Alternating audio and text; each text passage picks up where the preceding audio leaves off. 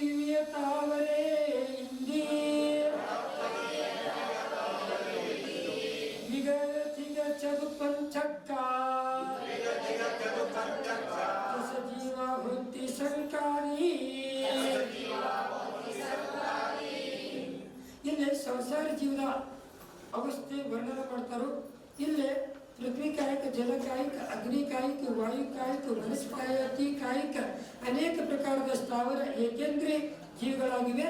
ಈ ಶಂಕ 2, 3, 4, 5 ಇಂದ್ರಿಯಗಳು ತ್ರಸಜೀವಿಗಳು ಅಂತ ಹೇಳಿ ತಿಳಿಸ್ತಾರೆ. ಇಲ್ಲೇ ಪುಡಿವಿ ಅಂದ್ರೆ ಪೃಥ್ವಿ ಕಾಯಿ, ಪುಡಿವಿ ಅಂದ್ರೆ ಜಮೀನ್, ಪುಡಿವಿ ಅಂತಂದ್ರೆ ಭೂಮಿ. ಭೂಮಿ ಒಳಗೆ ಸಾಕಷ್ಟು ಪೃಥ್ವಿ ಕಾಯಿ ಅದು. ಅದರೊಳಗೆ ನಾನು ತತ್ವಸೂತ್ರದೊಳಗೆ ನಿಮಗೆಲ್ಲರಿಗೂ ಭಾಳ ಚೆನ್ನಾಗಿ ಹೇಳಿದ್ದೆ ಪೃಥ್ವಿ ಬಗ್ಗೆ ಹೇಳಿದ್ದೀನಿಲ್ಲ. ಜಲ ಅಂದ್ರೆ ಜಲಕಾಯಿಕ, ತೇವು ಅಂದ್ರೆ ಅಗ್ನಿಕಾಯಿಕ, ವಾಯು ಅಂದ್ರೆ ವಾಯುಕಾಯಿಕ, ವನಸ್ಪತಿ ಕಾಯಿಕ, ವಿವಿಧ ತಾವರೆ ಅನೇಕ ಪ್ರಕಾರದ ಸ್ಥಾವರ ಇರ್ತಾವೆ. ಈ ಸ್ಥಾವರಗಳನ್ನು ಕೂಡ ಬಳ್ಳಿ ಮರಗಳು ಇವೆಲ್ಲ ನೋಡಕ್ಕೆ ಕಾಣ್ತಾವು. ಇವೆಲ್ಲವೂ ಕೂಡ ತ್ರಸ ಜೀವ ಸ್ಥಾವರ ಜೀವದೊಳಗೆ 2 ಪ್ರಕಾರ ಭೇದ ಮಾಡಿರ್ತಾವೆ. ಹಿಂದಿಯ ಏಕೇಂದ್ರೀಯ ಜೀವಗಳಾಗಿರ್ತಾವೆ. ಪೃಥ್ವಿಕಾಯ, ಜಲಕಾಯ, ಅಗ್ನಿಕಾಯ, ವಾಯುಕಾಯ, ವನಸ್ಪತಿಕಾಯ ಇವೆಲ್ಲ ಏಕೇಂದ್ರೀಯ ಜೀವ ಇರ್ತಾವೆ. ಶಂಕಾದಿ ಅಂದ್ರೆ 2 ಇಂದ್ರಿಯ ಇರ್ತಾವೆ. ಅದ್ರೊಳಗೆ ಎಲ್ಲ ಹುಡುಗಳು ಬರ್ತಾವೆ. ಶಂಕಾದಿ ಹುಡುಗಳು ಅಂತಂದಾಗ ಎಲ್ಲ ತಗೊಳ್ಬೇಕ, ಅವು 2 ಇಂದ್ರಿಯ ಮಾತ್ರ ತಗೊಳ್ಬೇಕ.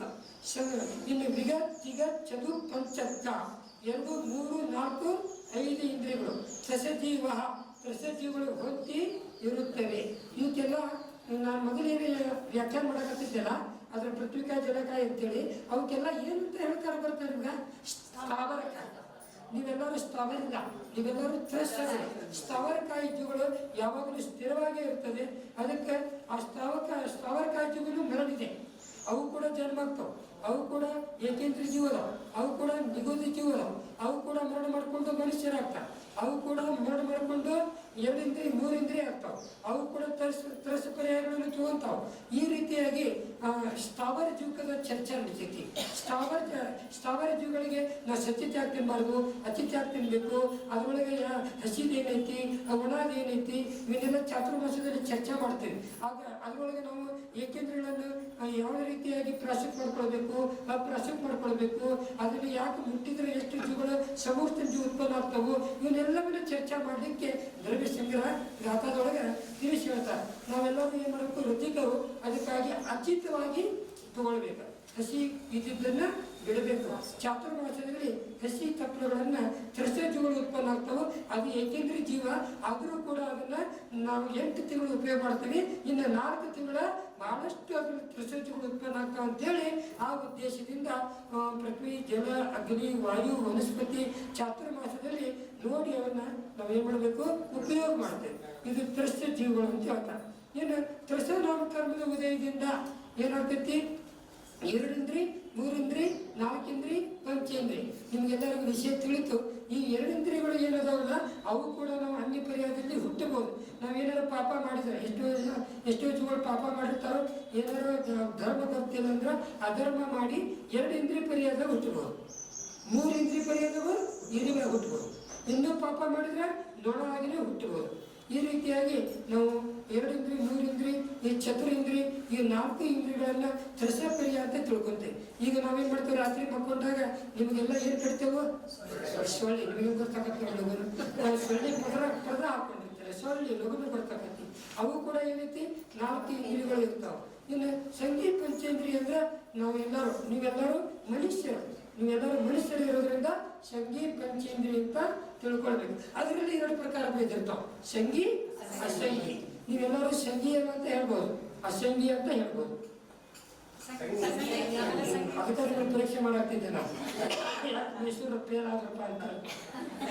ನೀವೆಲ್ಲರೂ ಸಂಗಿ ಪಂಚೇಂದ್ರೊಳಗೆ ಮನಸ್ಸು ಸಹಿತ ಜೀವಕ್ಕೆ ಸಂಗಿ ಪಂಚೇಂದ್ರ ಅಂತ ಹೇಳ್ತಾರೋ. ಇದರೊಳಗೆ ನಾವು ಸ್ಥಾವರ ಜೀವಿಗಳನ್ನ ಭೇದ ಮಾಡಿ ನಿಮ್ಗೆ ಆಗಲೇ ತಿಳಿಸಿಕೊಟ್ಟು ಬಂದಿದ್ದೆ. ಪೃಥ್ವಿಕಾಯಿ ತನ್ನ ಪೃಥ್ವಿಯನ್ನ ಧಾರಣೆ ಮಾಡ್ಕೊಳ್ಳೋದಕ್ಕೆ ಪೃಥ್ವಿಕಾಯಿ ಅಂತ ಹೇಳ್ತಾರೆ. ಜಲವನ್ನ ಶರೀರವನ್ನು ಮಾಡ್ಕೊಳ್ಳೋದಕ್ಕೆ ಜಲಕಾಯಕ ಅಂತ ಹೇಳ್ತಾರೆ. ಅಗ್ನಿಯನ್ನ ಶರೀರವನ್ನು ಮಾಡ್ಕೊಳ್ಳೋದಕ್ಕೆ ಅಗ್ನಿಕಾಯಕ ಅಂತ ಹೇಳ್ತಾರೆ. ವಾಯುಯ ಶರೀರವನ್ನು ಮಾಡ್ಕೊಳ್ಳೋದಕ್ಕೆ ವಾಯುಕಾಯಕ ಅಂತ ಹೇಳ್ತಾರೆ. ವನಸ್ಪತಿಯನ್ನ ಶರೀರವನ್ನಾಗಿ ಮಾಡಿಕೊಳ್ಳುವುದಕ್ಕೆ ಇದು ನೋಡ್ರಿ ಎಷ್ಟು ಚೆನ್ನಾಗಿ ತಿಳಿಸಿ ಹೇಳ್ತಾರೋ. ಇದನ್ನು ನಾವು ಪ್ರಸವ ಮತ್ತು ಸ್ಥಾವರ ಜೀವಿಗಳನ್ನ ನಾವು ರಕ್ಷಣೆ ಮಾಡ್ಕೊಳ್ಳೋಕ್ಕಾಗಿ ನಾವು ಇಲ್ಲಿ ಬಿಟ್ಟ ಚರ್ಚೆ ಮಾಡಿದ್ವಿ. ಇನ್ನು ದಿವ್ಯ ಇಂದ್ರಿಯ ಜಾತಿ ನಾಮಕರಣದ ಉದಯದಿಂದ ಜೀವಿಗೆ ಸ್ಪರ್ಶನೇಂದ್ರಿಯ ರಸನ ಇಂದ್ರಿಯ ಇರ್ತದೆ. ಇನ್ನು ತೀನ್ ಇಂದ್ರಿಗೆ ಸ್ಪರ್ಶನ ರಸನ ಗ್ರಹಣ ಇಂದ್ರಿಯ ಅಂತೇಳಿ ತಿಳ್ಕೊಳ್ಬೇಕು. ಇನ್ನು ಚತುರೇಂದ್ರಿಗೆ ಸ್ಪರ್ಶನ ರಸನ ಗ್ರಹಣ ಚಕ್ಷು ಅಂತೇಳಿ ತಿಳ್ಕೊಳ್ಬೇಕು. ಪಂಚೇಂದ್ರಿಯ ಒಳಗೆ ಸ್ಪರ್ಶನ ಗ್ರಹಣ ಚಕ್ಷು ಕರ್ಣ ಮನಸ್ಸು ಇರೋದ್ರಿಂದ ಸಂಗೀತ ಪಂಚೇಂದ್ರಿಯ ಜೀವಿಗಳು 4 ಗತಿಯೊಳಗೆ ಇರ್ತಾರೆ ಅಂತ ತಿಳ್ಕೊಳ್ಬೇಕು. ಇವು ತ್ರಸ ಜೀವಿಗಳು ಲೋಕದ ತ್ರಸನಾಡಿಯಲ್ಲಿ ಇರುತ್ತವೆ. ಸ್ಥಾವರ ಜೀವಿಗಳು ತ್ರಸನಾಡಿಯೊಳಗನೆ ಇರ್ತಾವ ಅಂತೇಳಿ ಚರ್ಚೆ ಮಾಡ್ತಾರೆ. ನಿಮ್ಗೆಲ್ಲರಿಗೂ ಅರ್ಥ ಆಯ್ತಾರಿಲ್ಲ? ಇದನ್ನ ಈ ದ್ರವ್ಯ ಸಂಗ್ರಹವನ್ನು ಮಕ್ಕಳಿಗೂ ಅರ್ಥ ಆಗಬೇಕು, ನಿಮಗೂ ಅರ್ಥ ಆಗಬೇಕು. ಹೀಗಾಗಿ ಇದನ್ನ ದ್ರವ್ಯ ಸಂಗ್ರಹವನ್ನು ಪಾಠ ಮಾಡ್ತಾರೆ, ಲೆಕ್ಚರ್ ಮಾಡ್ತಾರೆ. ಇದನ್ನು ಈ ದ್ರವ್ಯ ಸಂಗ್ರಹವನ್ನು ತಿಳ್ಕೊಂಡ್ಬಿಟ್ರೆ ಸಾಕು, ನಮ್ದೆಲ್ಲ ಗ್ರಂಥಗಳಿಗೆ ಆಧಾರಭೂತ ಗ್ರಂಥ ಅಂತ ಹೇಳ್ತಾರೆ.